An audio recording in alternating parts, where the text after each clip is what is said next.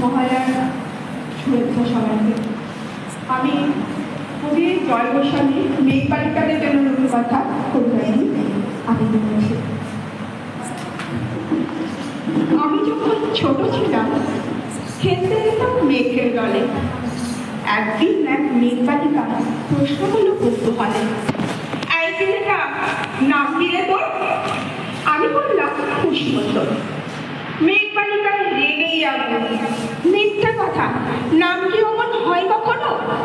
আমি বললাম নিশ্চয়ই হয়, আগে আমার গল্প শোনো। সে বলল শুনবো রাজা, সেই তো রানী, সেই তো রাজা, সেই তো একই ঢাল তলোয়ার, সেই তো একই রাজার কুমার পক্ষী রাখে, শুনবো না আর ওসব বাজে। আমি বললাম তোমার জন্য নতুন করে লিখবো তবে। সে বলল সত্যি লিখবি? বেশ, তাহলে মস্ত করে লিখতে হবে, মনে থাকবে, লিখেই কিন্তু আমায় দিবি। আমি বললাম তোমার জন্য লিখতে পারি এক পৃথিবী। লিখতে লিখতে লেখা যখন সবে মাত্র 2-4 পাতা, হঠাৎ তখন ভূত চাপলো আমার মাথায়। খুঁজতে খুঁজতে চলে গেলাম ছোটবেলার মেঘের মাঠে। গিয়েই দেখি চেনা মুখ তো একটিও নেই তল্লাটে। একজনকে মনে হলো ওই মধ্যে অন্যরকম। এগিয়ে গিয়ে বলি তাকে, তুমি কি সেই মেঘ বালিকা?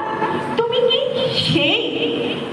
সে বলেছে মনে তো নেই, আমার ওসব মনে তো নেই।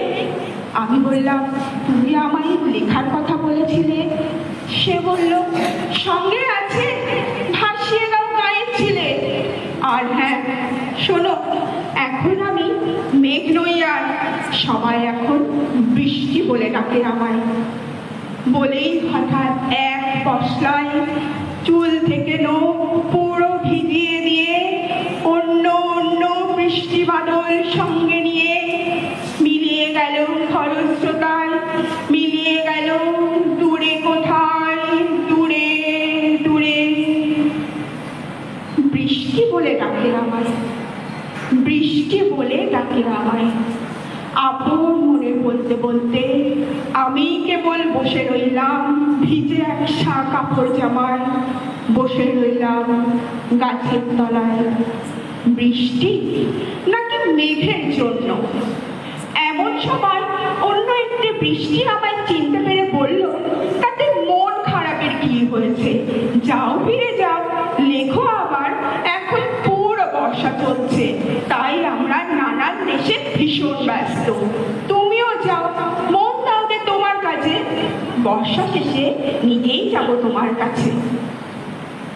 এক পৃথিবী লিখবো আমি, এক পৃথিবী লিখবো বলে ঘর ছেড়ে সেই বেরিয়ে গেলাম গহন বনে।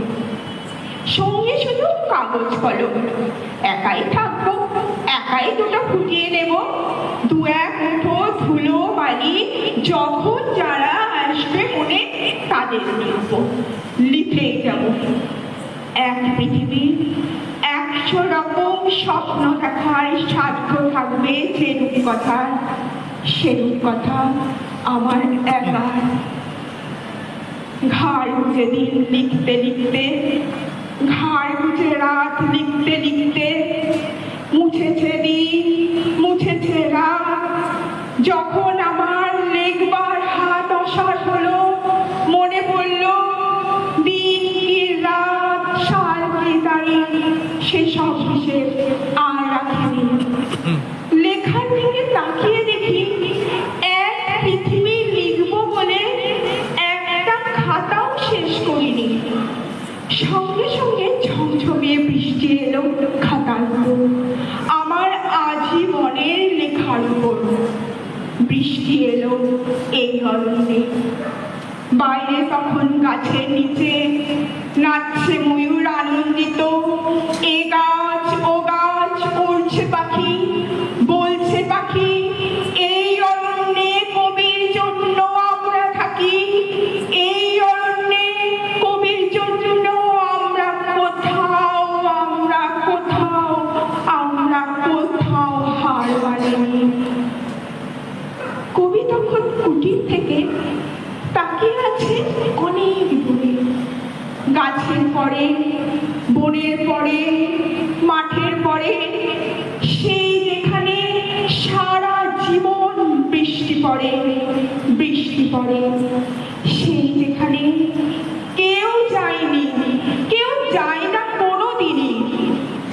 আজ সে কবি দেখতে পাচ্ছে